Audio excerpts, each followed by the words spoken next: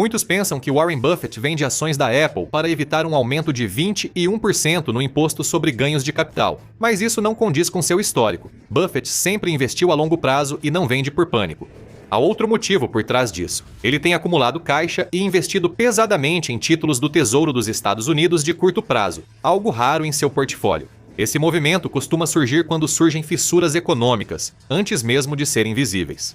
Porque quando Buffett deixa de manter posições, ele não está reagindo às manchetes, ele está reagindo ao que vem a seguir. No fim do primeiro trimestre de 2026, a Berkshire Hathaway, holding de Warren Buffett, tinha um volume recorde de caixa. Esse valor chegou a 397,4 bilhões de dólares. Não em ações, não em empresas, apenas dinheiro em caixa e títulos do governo, sem fazer nada além de esperar.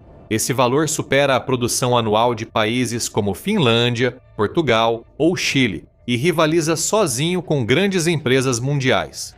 E esse valor não apareceu de repente. Entre 2023 e 2024, a Berkshire vendeu um total líquido de 172,9 bilhões em ações, sendo cerca de 134 bilhões de dólares vendidos só em 2024. Foi a maior liquidação da história da empresa. Enquanto os mercados batiam recordes, Buffett fazia o oposto. Ele vendia trimestre após trimestre, e as vendas nunca pararam. No primeiro trimestre de 2026, a empresa se desfez de mais 8,1 bilhões de dólares líquidos. Após o mercado em baixa de 2022, os 2 anos seguintes não deveriam ser assustadores. 2023 e 2024 se tornaram alguns dos anos mais fortes para as ações dos Estados Unidos em décadas. Os mercados subiram, carteiras se recuperaram e muitos achavam que só errava quem ficava fora. No meio disso, Buffett aumentou sua reserva, mais que dobrando seu caixa. As pessoas deviam ter notado. Programas de negócios na TV chamam isso de planejamento tributário inteligente. Um homem reduzindo impostos antes do aumento das taxas. Mas isso contradiz o passado de Buffett. Em 1986, a alíquota do imposto corporativo estava prestes a subir de 28% para 34%. Isso deveria ter provocado uma liquidação, se os impostos realmente guiassem as escolhas dele. Ele manteve suas principais participações intactas e, por 60 anos, construiu fortunas apenas esperando. As regras fiscais nunca o forçaram a vender ações em que acreditava. Buffett afirmou que seu prazo ideal para manter uma ação é para sempre, e que o melhor é quase nunca vender um grande negócio, como mostra o exemplo da Coca-Cola. Ele manteve essa ação por décadas, enfrentando altos e baixos, e nunca vendeu, nem para evitar impostos. Querem que acreditemos que ele vendeu ações da Apple só para economizar uns centavos na declaração de imposto. Buffett não só reduziu sua carteira, ele reduziu sua posição na Apple de quase metade da carteira de ações da Berkshire para cerca de 1/5. Depois, fez algo ainda mais surpreendente. Em 1º de janeiro de 2026, ele deixou a chefia da Berkshire Hathaway, passando o controle diário para Greg Abel, mas continuou como presidente do conselho. O momento em que isso aconteceu importava. O caixa já estava acumulado e as principais vendas já tinham acontecido antes da transição. E a primeira atitude de Greg Abel como novo chefe foi continuar vendendo. Nada mudou. O que Warren Buffett enxerga no horizonte que os outros não veem? Houve apenas 2 ocasiões na carreira de Buffett em que ele se afastou quase totalmente das ações. Uma delas foi em 1969. Os mercados subiam, impulsionados pelo chamado Nifty 50, com nomes como Polaroid, Xerox e Avon, que investidores viam como apostas certas. Warren Buffett avaliou o cenário e concluiu que não restava mais nada que valesse a pena comprar. Então, fez o impensável, encerrou sua sociedade de investimentos e devolveu o dinheiro aos investidores, afastando-se. Depois, ficou provado que ele estava certo. Em 1973, essa bolha estourou e um mercado de baixa brutal eliminou anos de ganhos. Os grandes nomes foram dizimados. A Polaroid despencou cerca de 91% em relação ao seu pico. A Avon caiu cerca de 86% e a Xerox despencou quase 71%. Essas não eram empresas obscuras ou de baixa qualidade. Eram alguns dos nomes mais respeitados do mercado na época. Uma grande empresa não é a mesma coisa que uma grande ação. Buffett percebeu isso muito antes dos outros. 30 anos depois, fez uma versão mais sutil disso. Em 1999, a mania das empresas.com estava no auge. Empresas sem lucro eram avaliadas em bilhões. Pets.com ficou famosa mais pela publicidade do que pelo modelo de negócios. Enquanto o mercado celebrava a nova era, Buffett alertou publicamente que retornos especulativos não durariam e não se deixou levar pelo hype. Ele achava que o mercado estava tão valorizado que os retornos seriam baixos por anos. Meses depois, a Nasdaq caiu e perdeu cerca de 3/4 do valor. A Pets.com foi direto para zero. As ações da Microsoft caíram 50% em um ano, levou 17 longos anos para se recuperar. A Intel se saiu ainda pior. O que liga esses dois momentos não é sorte. Em 1969, ele se afastou porque não achava nada que valesse a pena comprar a um preço justo. Ele não previu o crash. Ele percebeu a diferença entre o valor real das empresas e o que as pessoas pagavam, sem tentar prever a tempestade. Ele observa a diferença entre preço e valor, afastando-se apenas quando ela é grande demais. Foram duas saídas, dois momentos em que se afastou, algo raro para ele. Agora considere o início de 2026. O valor do mercado de ações dos Estados Unidos em relação à economia real volta a níveis historicamente altos. Em algumas, iguala picos anteriores. Em outras, o supera. Buffett até tem um nome para isso, o indicador Buffett. Ele compara o valor de todas as ações com o tamanho da economia. Ele diz que se a linha de perigo chegar perto de 200%, você está brincando com fogo. Ela atingiu esse nível em 1999, logo antes do crash. No início de 2026, está de volta lá. O mercado agora é dominado por um punhado de gigantes da tecnologia conhecidos como os Sete Magníficos: Apple, Microsoft, Nvidia, Amazon, Alphabet, Meta e Tesla. Esses 7 nomes chegaram a representar 1/3 do S&P 500 em determinados momentos. Esse nível de concentração indica que poucas ações estão impulsionando o mercado, um padrão visto também em 1969 na era do Nifty 50. Para Buffett, isso é menos sobre previsão e mais sobre reconhecimento, porque quando a mesma estrutura aparece novamente, geralmente não é por acaso. Durante anos, Apple foi a preferida de Buffett, a única empresa de tecnologia que dizia compreender. Depois, ele reduziu drasticamente sua posição na Apple. Entre 2022 e 2024, as vendas da Apple cresceram cerca de 1,5% ao ano. Uma empresa de sucesso, sem dúvida, mas não uma que cresce rapidamente. Ao mesmo tempo, as ações continuaram subindo. Em 2024, investidores pagavam mais de 30 vezes o lucro anual da empresa. As ações superavam muito o desempenho real do negócio. O crescimento da Apple voltou a acelerar depois, quando novos ciclos do iPhone impulsionaram as vendas em 2025 e 2026. Mas o timing é fundamental. Quando o crescimento voltou, o preço das ações já tinha disparado muito à frente. É isso que Buffett observa. Ele sabe melhor do que quase todos o que acontece depois. Um grande negócio pode seguir bem, aumentando o lucro anualmente, mas ainda assim a ação pode cair. Por quê? Porque o preço antecipava um futuro que não se concretizou. Ele não vendia por ser mau negócio, mas porque a ação e empresa contavam histórias distintas. Buffett precisou escolher em que acreditar. A Apple não foi exceção. Grandes empresas de tecnologia investiram mais de 200 bilhões de dólares em equipamentos de IA em 2024. Microsoft, Google, Amazon e Meta lideraram construindo centros de dados e adquirindo grandes quantidades de chips da Nvidia. Foi uma corrida de gastos como raramente se vê. E o retorno? O lucro real vindo dos produtos de IA? O Goldman Sachs analisou isso a fundo e descobriu que era muito baixo. A OpenAI é o símbolo do boom da IA. O mundo vê isso como uma máquina de dinheiro, mas seus números mostram algo pior. Apesar dos bilhões em vendas, perde mais do que lucra. Para cada dólar que ela ganha, ela gasta $1,25. E o dinheiro circula entre esses gigantes em um ciclo estranho. A Nvidia investe bilhões na OpenAI. A OpenAI usa esse dinheiro para comprar chips da Nvidia. A Microsoft também investe bilhões na OpenAI, parte como crédito para seu serviço de nuvem. O dinheiro sai de um bolso e volta direto para outro. Nada disso precisa de um cliente externo real para gerar lucro. O dinheiro circula apenas entre gigantes. Parece um ecossistema de negócios de sucesso. Em vez disso, é apenas um ciclo fechado de corporações pagando umas às outras. No final dos anos 90, o boom das empresas .com espalhou montanhas de cabos de fibra óptica pelo país. As empresas esperavam uma explosão imediata na demanda por internet, mas isso não ocorreu rapidamente. Muitos cabos ficaram anos sem uso, levando várias dessas empresas à falência.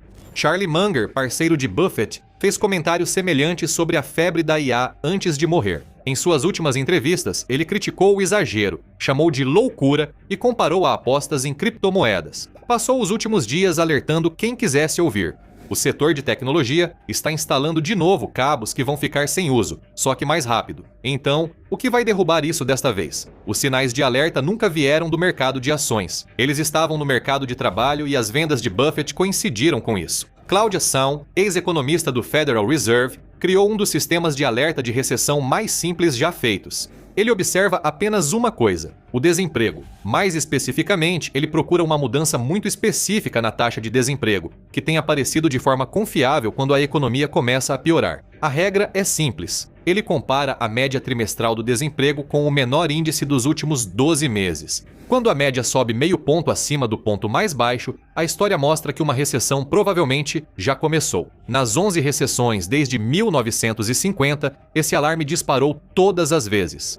Em agosto de 2024, o alarme ultrapassou sua linha novamente. A leitura atingiu 0,53 pontos acima do piso. As maiores vendas de Buffett, tanto da Apple quanto do Bank of America, não aconteceram exatamente na mesma janela de tempo.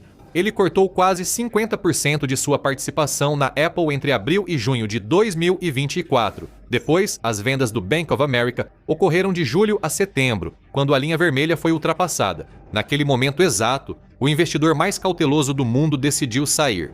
O mesmo alarme sobre emprego soou em 2000 e 16 meses após o início do estouro da bolha das .com em 2000. Ele tocou novamente meses após o grande crash de 2008 começar, e mais uma vez depois do choque de 2020. Sempre que ele sinalizou antes de os números oficiais confirmarem isso, os preços das ações podem ficar fora da realidade por anos. Eles podem subir com otimismo, impulso e a crença de que o amanhã será melhor do que hoje. Contratação é diferente. Quando empresas reais cortam empregos de verdade, algo se rompeu na base. A regra de some entrou em vigor em 2024, mas a recessão esperada não chegou.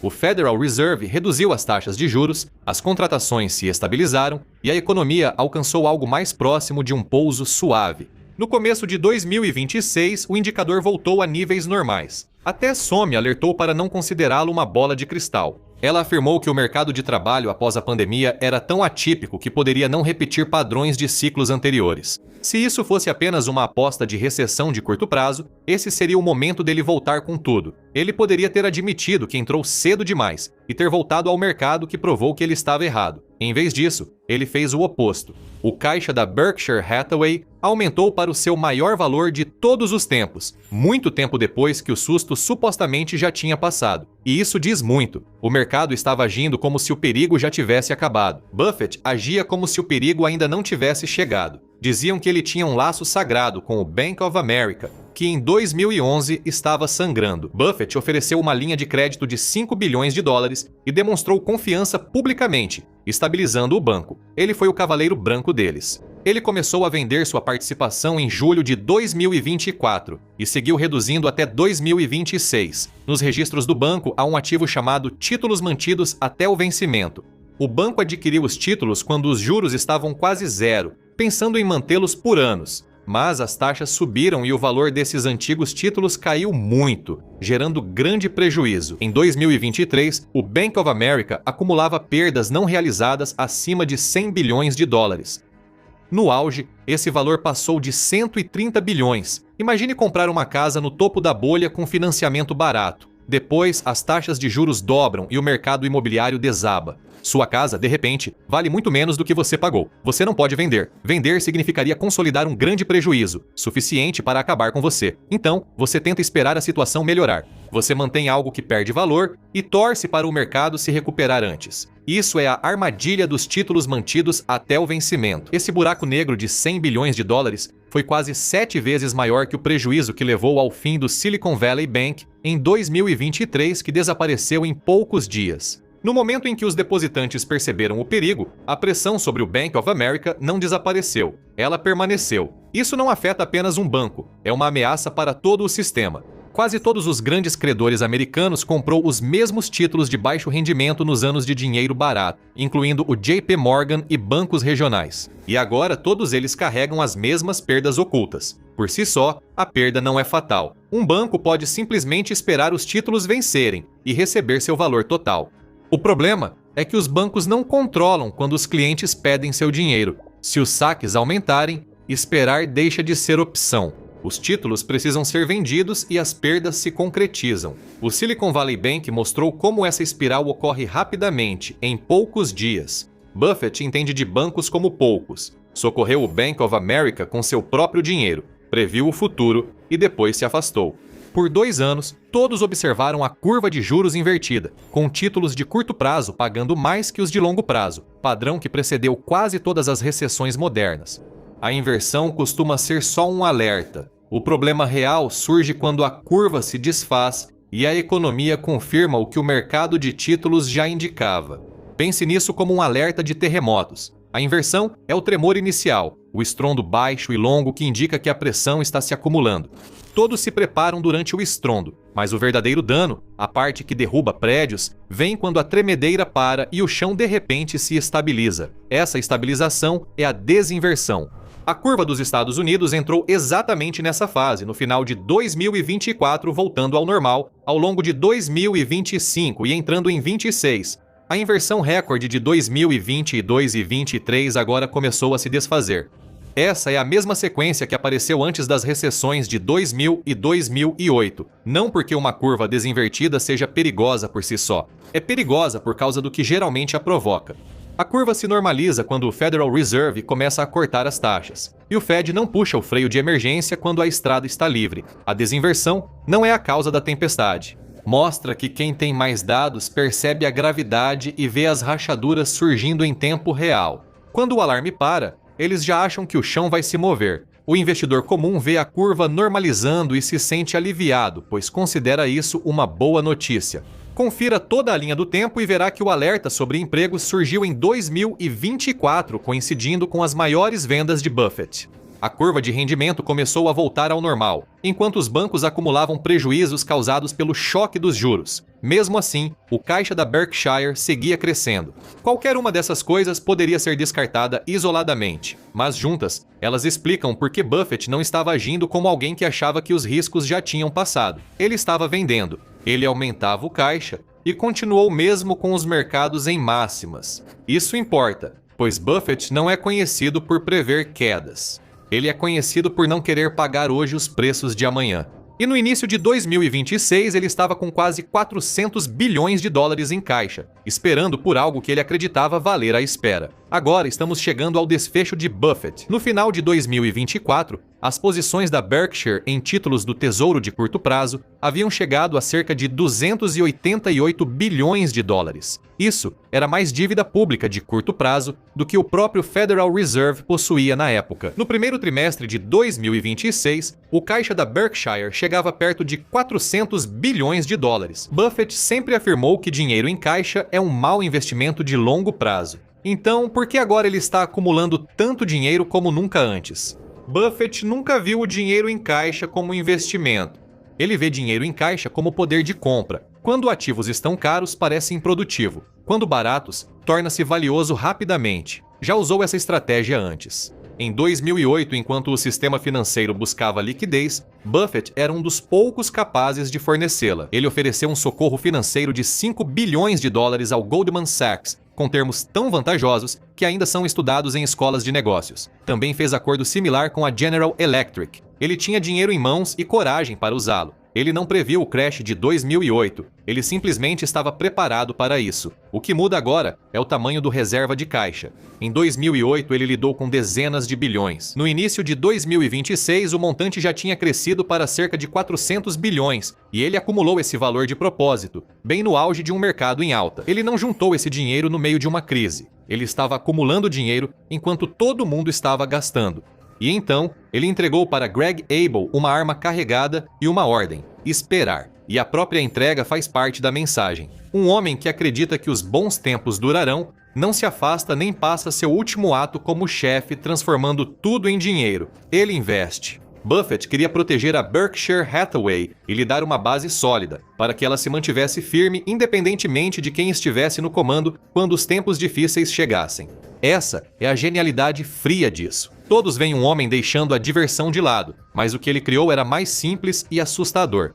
Ele construiu isso trimestre após trimestre enquanto os outros festejavam. Agora Buffett espera a música parar. Então, o que o Warren Buffett faz de diferente que o torna tão bem-sucedido? Descubra em É assim que o Warren Buffett fez 85 bilhões de dólares. Ou clique aqui.